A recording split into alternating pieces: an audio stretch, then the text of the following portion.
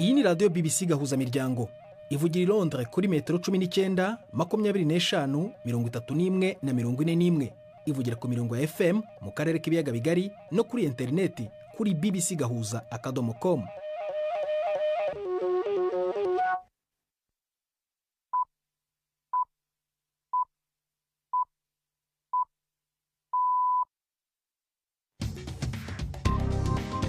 Ubu ni saa 10 n'igice ku isaha mpuzamahanga ya GMT, ni saa 12 n'igice ku masaha yo mu Rwanda no mu Burundi. Muri studio muri kumwe na Prudence Ngiyumva. Werewe hoteza amatwi BBC Gahuzamiryango aho uri hose ku isi, ikaze kuri radio kuri bbcgahuza.com, kuri Facebook live mu buryo bw'amashusho no ku mirongo migufi ya shortwave. Turi ingingo z'ingenzi z'amakuru turambura mu kanya kuri uyu wa kabiri tariki 12 z'ukwa munani.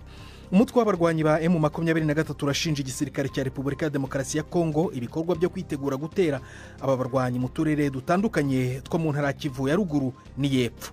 Dufite amakuru ahamye yuko bari kurunda ingabo y'Uvira zivuye Kalemi, hari amato abiri yageze ibuvira ejo bundi ku cyumweru tariki ya 10. Mu Burundi haravuga urugendo rw'iminsi 5 rw'intumwa ya Papa Leo. Aragenzwa n'iki? Bagiye gukomeza imigenderanire hagati y'u Burundi na leta ya Vatikano, aho mbere muri iminsi 5 agiye kumara hano azokora ibikorwa bitandukanye byerekana ko leta y'u Burundi imaze gukura.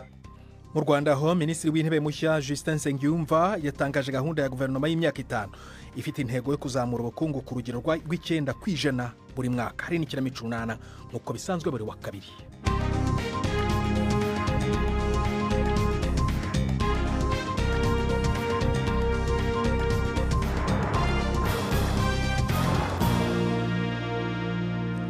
Ikaze ku makuru arambuye duhera muri Ukraine, aho igisirikare cyasuzuguye amakuru avuga ko ingabo z'Uburusiya zashoboye gutera imbere zisatira agace kabaye isibaniro ku rugamba mu majyaruguru ya Pokrovsk mu karere ka Donetsk, ariko cyemeje ko cyugarijwe n'ibintu bikomeye kandi bihora bihinduka. Cyavuze ko kiri mu mirwano ikomeye. Bikurikiye amakuru y'itsinda rikurikirana iby'intambara muri Ukraine avuga ko habaye ibitero by'Uburusiya hafi y'umuhora wegereye umujyi wa Dobopia. Igisirikare cya Ukraine kikaba cyo cyavuze ko imitwe mito y'abasirikare b'Uburusiya imaze igihe yinjira rwihishwa muri utwo duce, ariko ko ingabo za Ukraine ziri gutsimbura iyo mitwe. Mu karere k'ibiyaga bigari, umutwe w'abarwanyi ba AFC M23 urashinja igisirikare cya leta ya Repubulika ya Demokarasi ya Kongo ibikorwa byo kwitegura gutera abarwanyi mu duce dutandukanye two mu ntara ya Kivu ya ruguru ni y'epfo. AFC M23 ivuga ko ifite amakuru y'ubutasi y'uko abasirikare ba Kongo bari kurunda ingabo iuvira ndetse n'abandi basirikare ngo bari kugabwa ahitwa Shabunda. Ibi biraba mu gihe M23 na leta ya Kongo bari bateganyijwe i Doha mu biganiro by'amahoro kuva ku itariki ya 8 z'uku kwezi, ariko M23 yo ivuga ko nta butumire yahawe. Abategetsi ba M23 kandi batsimbarara ko uduce bamaze gufata ubu banagenzura batazatuvamo. Navuganye na Oscar Barinda akaba ari umuvugizi w'umutwe wa M23, ntangira mubaza ibimenyetso bafite aho babikura bavuga ko ingabo za Kongo zenda kubatera. Dufite gihamya, dufite amakuru ahamye yuko bari kurunda ingabo y'Uvira zivuye Kalemi, hari amato abiri yageze ibuvira ejo bundi ku cyumweru tariki ya 10. Dufite amakuru ko ingabo ziva Kisangani zijya Walikale, dufite amakuru ko izindi ziva Ikindu zijya ahitwa Shabunda. N'indege rero zihora hagati ya Kinshasa na Bujumbura zizanye ibikoresho n'abasirikare. Ubwo ayo makuru mwayamenye gute, mwayahawe nande? Dufite uko dukora, dufite ukuntu dushakisha amakuru kandi tukayabona ahamye. Mwayakuye mu butasi cyane. Igisirikare cya Kongo ko aricyo kivuga ko ahubwo ari mwebwe ngo namwe mugenda mukagaba ibitero haba ari muri Kivu ya ruguru mukica n'abaturage ahubwo. Umva, tumaze iminsi twandika inzandiko twozohereza umuhuza yuko ubungu umuhuza yananiwe n'uburyo yakohereza ubutumire bwo kugira ngo dusubire mu mishyikirano tariki 8 uziko ariho imishyikirano yagomba gutangira. Kwe tukiva hariya muri Doha batangiye badutera. Cyambere baravuze bati no bari abantu bagomba kuva mu duce twose bari barimo, kandi nta hantu byanditse muri ariya masezerano ya Doha, nta hantu na hamwe byanditse. Urumva baragenda rero mwarabuze Minisitiri wabo Patrick Muyaya nicyo yatangaje muri wa mugoroba wa tariki 19 z'ukwezi gushize. Icyo nari kukigarukaho ariko kubera ko ugikomojeho reka tugikomeze.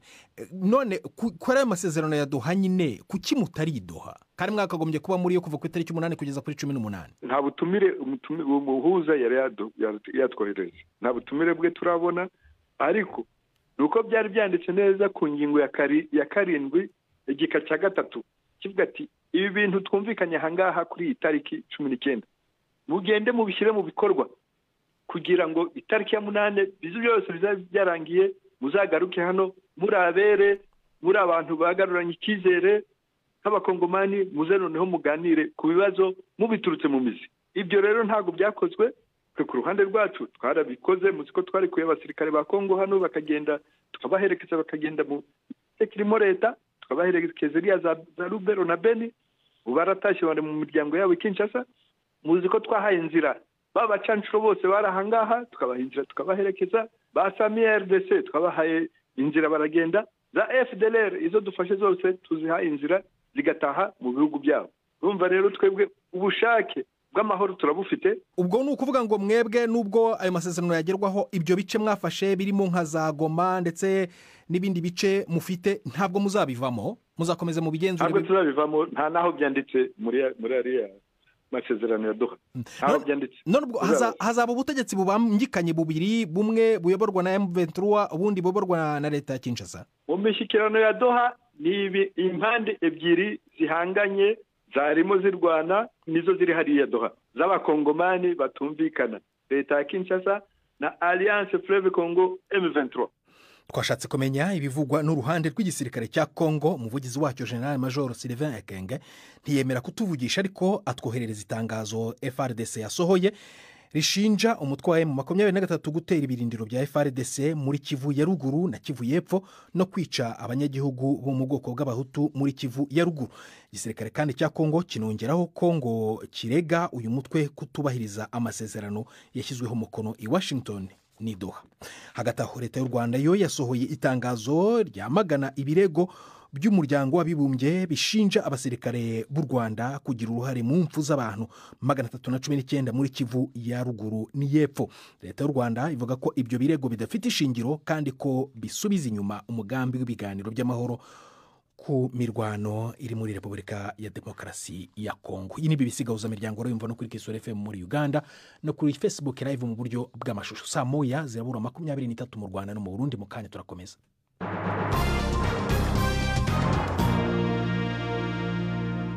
Tujye mu Burundi, hari intumwa ya Papa Leo n'urugendo rukurikiye ifungurwa rya ambasade y'u Burundi Vatikani mu kwezi kwa 5 k'uyu mwaka.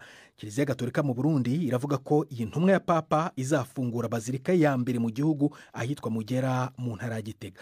Twashatse kumenya ibindi kuri urugendo mvugana na Padiri Dieudonné Niyibizi, akaba ashinzwe amakuru muri Kiliziya y'u Burundi.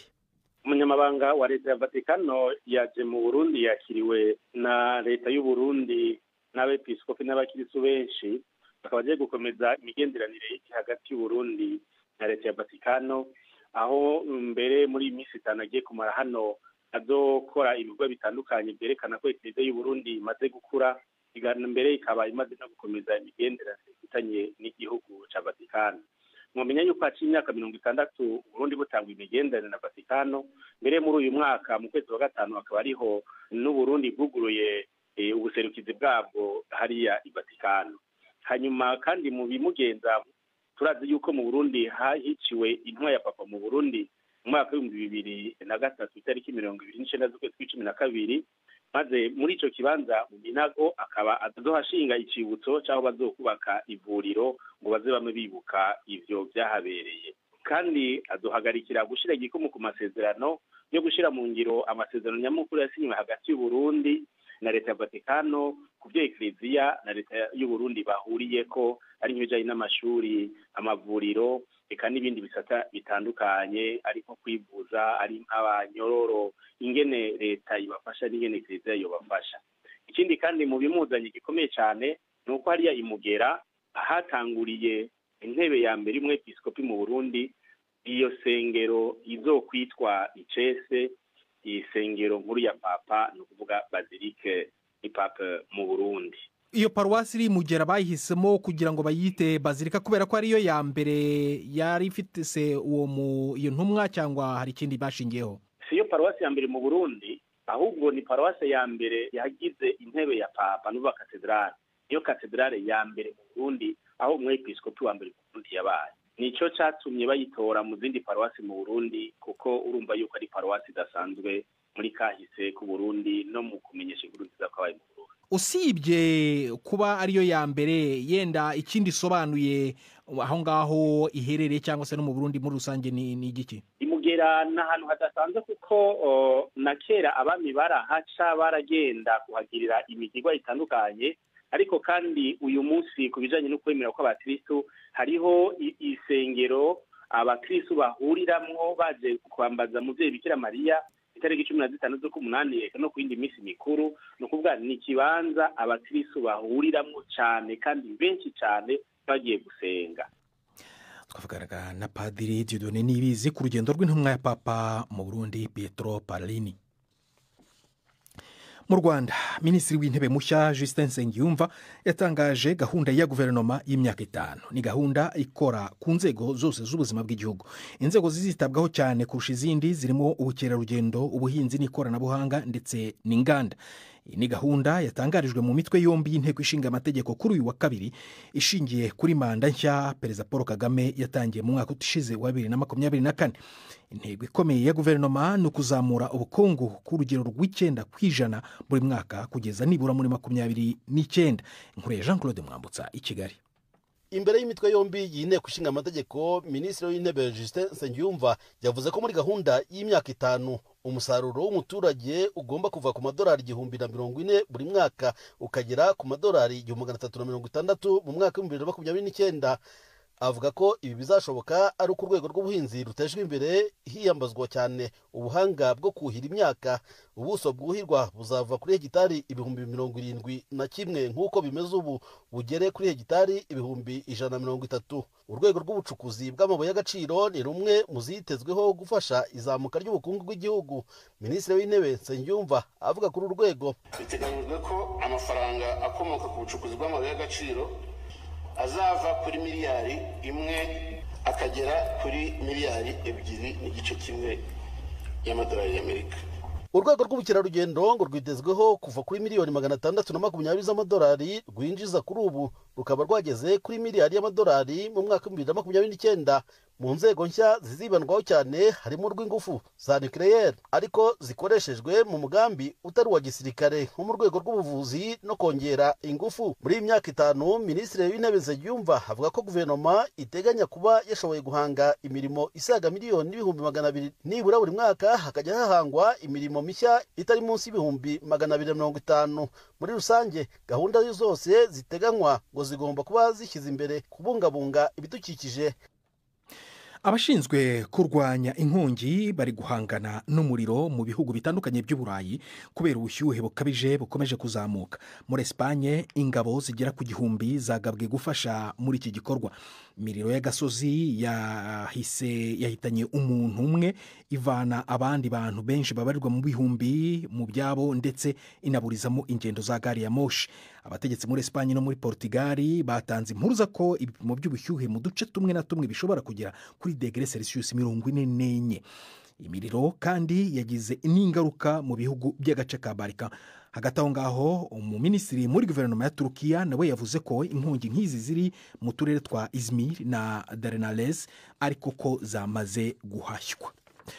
Abakora iperereza mu muryango w'abibumbye baravuga ko iki iyicarubozo rikorwa n'inzego z'umutekano za Myanmar ridakomeje gukorwa gusa, ahubwo ko ryaniyongereye. Mu cyegeranyo cyakozwe hashingiwe ku batangabuhamya bagera kuri 600 kivuga ko abantu bafunzwe, bakubitwa, bagafatishwa amashanyarazi, bagakoreshwa ihohoterwa rishingiye ku gitsina ndetse bakanicwa. Aba bapererezi ba Loni bavuga ko bazi abakoze ibi byaha barimo abategetsi bakuru mu nzego z'umutekano za Myanmar, kandi ko ngo biteguye gusangiza ibi bimenyetso inkiko mpuzamahanga.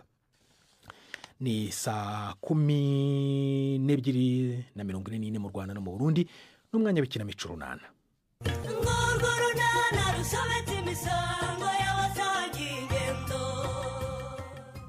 Abaturage ba Nyarurembo barishimira inyigisho nziza bakuye mu cyumweru cyahariwe konsa. Nyirabazungu bakomeje guhamya ko Karemera yarozwe. N'urunana. Burya se amasaha ageze ahangaha. Gakeye. Ibirori by'ejo byadusizemo imvune pe. Gusa byari byiza pe. Gusa biriya birori njyewe narabikunze by'umwihariko. Kuko uretse kuba twarabyiniye tukizihirwa nanahakuye ubundi bumenyi. Ese Kankwa ntabwo uzi ko konsa ari ngombwa se? Konsa nari mbizi ko ari byiza ariko sinarinzi ko burya amashereka ari urukingo. Cyakora nanjye nabyumviye hariya da. Nari menyereye inkingo baha abana mu nshinge. Ubundi nkabona barabaha udutonyanga ariko ibyo rukingo rw'amashereka rwose ibyo ntabwo nari mbizi singiye kukubeshya. Nanjye ni umunsi Kerere yashatse umugabo akampa abuzukuru nzabimwigisha. Kankwa uracyabyibuka byose uko babivuze koko? Ariko kucyo ngira ngo ndinjije ibisho. Ubusenyebeye ko wa mugabo ushinzwe ubuzima mu karere yavuze ko konsa umwana mu isaha ya mbere akimara kuvuka bimufasha kugumana ubushyuhe agahumeka neza kandi bikamuha ubushyuhe n'ubudahangarwa bw'umubiri. Ariko buryo uzi ko ibintu bitayeho ubimenye koko Kankwa? Abana bumvaga rwose byose warabisize hariya. Wambwiye se nkakomeza nkakubwira n'ibindi byahavugiwe. Hari ibindi se birenze kuba yaravuze ko amashereka ari rwo rukingo rwa mbere rurinda indwara zikunze kwibasira abantu. Banza witabe telefone ndumva hari uguhamagara. Ndabona ari Titirere umuhamagaye. Taturere se ubu ngubu baragushakira iki busho? Reka mwitabe numve. Alo Titire. Waramutse busho? Waramutseho neza. None ko nagushakaga hano ku ivuriro nakubona sangahe? Niba mushaka n'ubu rwose sinakoze ndahari. Nanyaruka da naza nkabareba rwose tukavugana. Ngaho nyaruka nka saa n'ubungezeho hano tuvugana. Busho ntabwo nsiga turajyana numva icyo Taturere gushakira muri iki gitondo.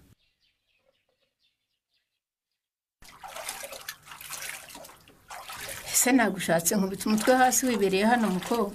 Narinje hano inyuma y'inzu ngo mbanze nkarabe mu maso nameze mu kanwa nyogoko. Enda ndebera Karemera ataranshikura bukaraba ibyo ukaraba nyuma. Eka mbanze noza n'amenyo. Nuko agati kanjye mbona ntazo wagakuye hano. Hagati nyabakisi? Agati nkoresha noza amenyo. Ariko wa mwana we sinkakubwira iki ngo nsubize kiriya.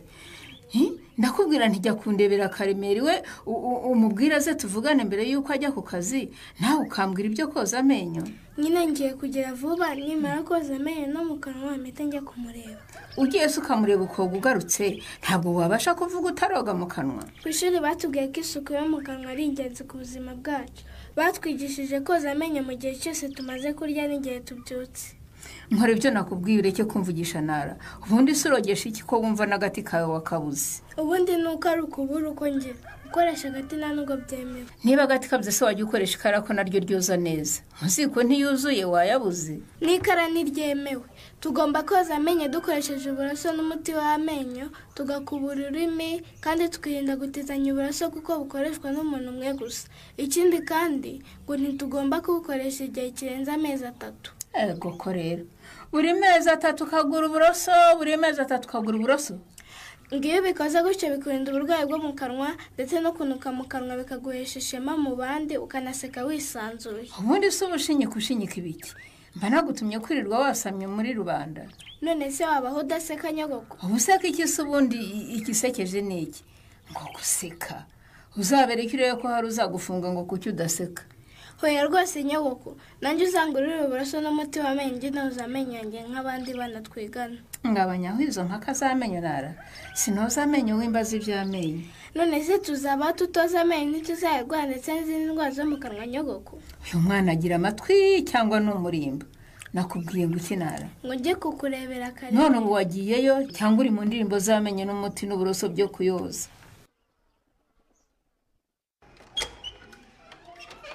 Wazanye na madamu wawe se Busho? Bushombe na Kankwanzi bakundana byabuze urugero. Umwe ntaho ajya asiga undi. None se ko ndakagufa ko mu magufa ye nkaba karaso ko mu maraso ye urumva yansiga akajyana nande? Narimenyereye ko bavuga kara ko mu maraye. None wowe birangiye ubaye akaraso ko mu maraso ye? Akaraso ko mu maraso ye.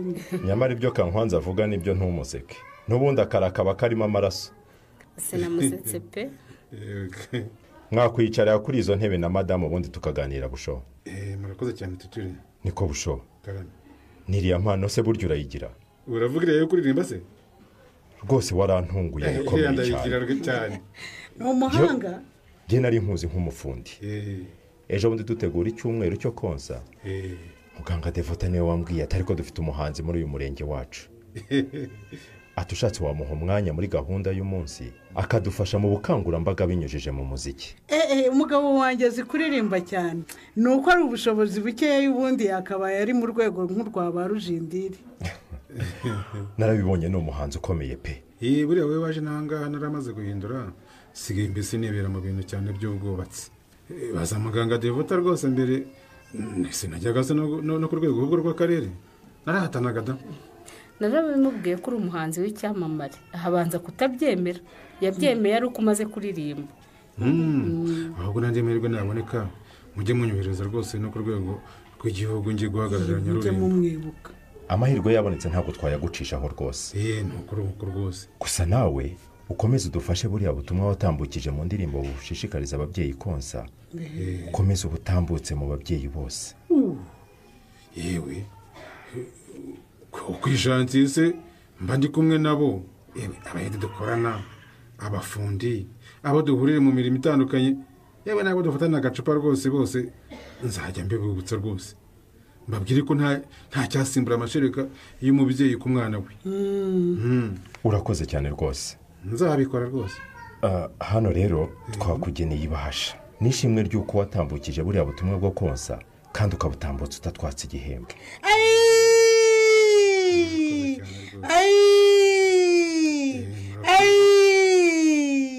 yampe busho yampari ngewe uyabika. ngaho da ndayaguha se uza ari amaki ko Tetere avuze ko ari ibahasha yishimwe, wumvise avuze ko ari amafaranga koko kankwa.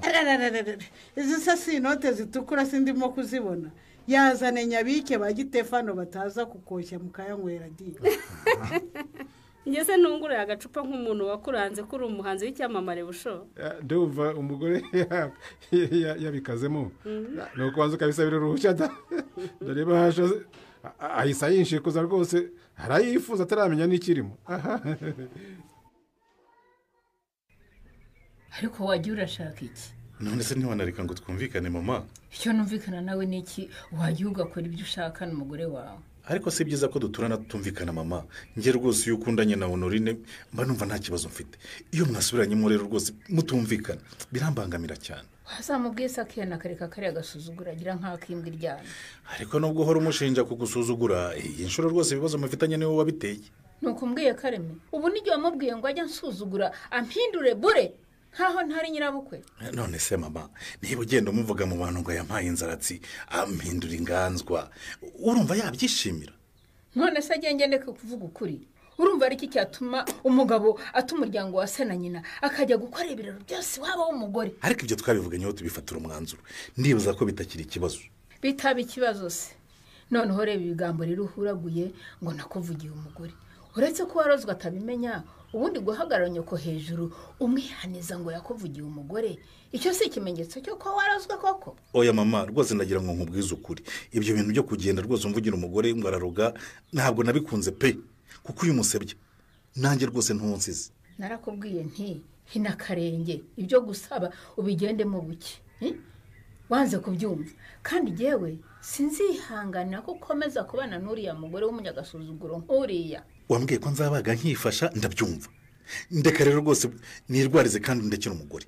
ariko ubundi uwo mugore umumwangisha nk'aho atakubonye ejo. ubu urabizi ko nshatse uriya mugore namutumura nkagushakira undi mwiza nkaba ari we ngusabira mugasezerana no mu mategeko. nta wundi nshaka, uwo nzasaba tukanasezerana n'uwo tubana wambyariye n'umwana. rahira byose mbihagarike, ubona ko njye nyirabazungu ndi irindi jambo. ntabyo washobora mama, wenda inkunga wowe wayinyima, ariko nanjye rwose sindi imbwa. nzakora ibishoboka byose ibirori bibe uko nabiteguye kandi bigende neza. uzakora ibishoboka byose kugira ngo umbabaze ushimishe umugore wawe. ese ubwo wambabariye muga? ahubwo se nanjye wambabariye nkakingira aba bana na di. none se uwanjye arataha adakingiwe? hari uwakubwiye ko adakingirwa na di? wakoze ibyo bakubwiye ukareba ko tutamukingira. Devo Karame, nawe uzahunuye koko ubu urabona nasubira nkagaruka ryari? nushaka ugaruke nijoro abo uhasanga baramukingira, ariko genda uzane ifishi ye y'ikingirwa. Kumana yanjye hariya hantu urabona mpagera ryari Devo? Ubu wakubwira ngo usubire mu rugo ugaruke kwa muganga wasubirayo? None se ko wari uzi ko uje gukingiza kuki utazanye ifishi y'umwana? Urumva nabyutse nk'igikondo cy'amandazi ngira ngo ngisige nze nibuka nkingize mite nsubira mu rugo nyateke nimugoroba nyacuruza. Umaze guponda amandazi ubunaniwe ku buryo utafata ifishi y'umwana na di nyine kubera kubyukira muri ibyo byose nabirangije nibagiwe nibuze ko nasize ifishi ngeze ahangaha muyimbajije. Niryo ari tutababwira ko mukwiye kubika neza ifishi y'ikingira y'umwana na di. Nanjye nayibitse neza pe, icyabaye ahubwo nuko nabyukiye muri rwinshi bikarangira nyibagiwe. No kuyibagirwa sibyo, buri munsi turababwira tuti ifishi y'ikingira y'umwana ikenerwa mu gukurikirana ubuzima bw'umwana.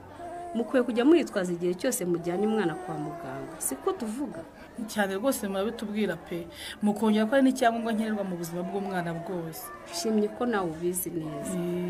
Ubwo se uranyinginga ngo mbigenze? Nyine nkaye kuko uri uw'iwacu wankingirira noneho nkazayizana ubutaha ukandikaho n'ibyo uyu munsi. Urumva si ibyo naba nkoze byaba ari byo? Ababyeyi bose nabo bafite abaganga b'iwabo dukorana. Urumva rero mu kazi tuzanyemo ikimenyane buri wese agakora amakosa kubera uwazi byarangira akazi gapfuye. Ubu se nsubira mu rugo koko muga? Nta yandi mahitamo na di. Ni ngombwa buri gihe kwitwaza ifishi y'ikingira igihe cyose ugiye gukingiza umwana. Noneho n'uruzuba ruriho sinzi uko ngerayo ngo mbone imbaraga zingarura pe. Kuko ikibazo cyawe twakimenye, ngaho genda mu irangamimerere baguhe kode y'umwana uze tumukingire. Urakoze cyane mugana.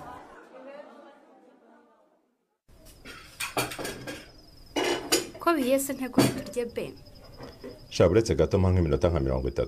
Kufunguye imashini se. Ngiye gukora raporo yihutirwa cyane ngomba kurara noheje byanze bikunze. Ariko Kri, ntiwari urimo uvuga ngo uvuye kuri terura naniwe cyane. Ndananiwe, ariko ubwo ngize amahirwe ukaza kumfasha mu gikoni, reka nkoresha umwanya nari kuba ndi mu gikoni nkora ino raporo kwirihutirwa. Ewe njye ntakangwa abarimu twaragowe, ariko banza namwe baganga mutorohewe. Burya rero akazi koroha nako udakora. Naho ubundi n'uwaguha akazi ko kwirirwa wicaye wagera aho ngaho kumvura akarambiwe urashaka guhaguruka. Ibyo uvuga nibyo pe. Ubwo si cyo gikorwa uvuyemo ugomba kurara utangiye raporo ni ikihe? Ni ibikorwa bijyanye n'iki cyumweru tuvuyemo cyahariwe ubukangurambaga bwo konsa. Ariko siko buranatunguwe sheri. Watunguwe n'iki? Biriya birori by'ubukangurambaga bwo konsa wantumiyemo nigiyemo ibintu byinshi ntarinzi. Iby'ingenzi wazirikanye cyane se ni nk'ibihe kugira ngo twumve ko ubukangurambaga bwacu bwageze ku ntego. Buriya sinarinzi ko ari ngombwa gushyira umwana ku ibera akimara kuvuka. Biriya byongera ubusabane hagati y'umwana n'umubyeyi. Ariko kandi ariya mashereka y'umuhondo nayo aba ari ingenzi ku mwana kuko arimo intungamubiri umwana akenera. Noneho no kumwosa kugeza yujuje amezi 6 nta kindi kintu muvangiye sinari mbizi. Numvaga ko umuntu ahise yibonera amata yamuha akajya yunganira ibere. Ntabwo ari byo. Ugomba kumutangiza imfashabere ari uko yujuje amezi 6 kandi ugakomeza kumwosa kugeza yujuje byibuze imyaka 2. Narabyize rwose. Nzajya kubyara umwana wanjye afite ubumenyi buhagije mu konsa. Urabona uzabyara nka ryarize. Ubu se sindi inkumi yabyara. Kibazo ni uko n'uwo tumubyarana gusa naho ubundi n'uyu munsi mubonye namubyara da. Ntabwo washaka kubyara ngo ubure umugabo mubyarana reya. Ahubwo ubwo nuko utarabishyira muri gahunda. Erega umugabo mubyarana si uwambaye ipantaro wese. Umuntu abanza kureba uwo akunze mu mico no mu myifatire. Urugero nk'ubu wemeye kumbera se w'abana. N'iri joro narara ukantera inda y'imfura yacu. Rero hizerurira Chris umugambi we. Chris abyakiriye ate? Ntuzacikwe n'ikiganiro runana cy'ubutaha. Nahangaha rero turangije ibiganiro byacu byo kuri uyu wa kabiri. Gusa mbere kuva muri studio nakubwira ko umutwe w'abarwanyi ba M23 muri Repubulika ya Demokarasi ya Kongo ushinja igisirikare cya leta ibikorwa byo kwitegura gutera aba barwanyi mu turere dutandukanye two mu ntara ya Kivu ya ruguru ni yepfo, ariko igisirikare cya Kongo FARDC cyo kikavuga Kongo ahubwo M23 irenga ku masezerano yashyizweho umukono i Washington ni Doha. Aya makuru ushobora kongera kujya kuyumva kuri bbc.gahuza.com niba utabashoboye kuyumva uko yakabaye. Ndi Prudence Ngyuva twafashijwe na Robin Shoulder kugira ngo amajwi akugeraho ameze neza. Wakoze guhitamo BBC Gahuza Miryango uraharyana.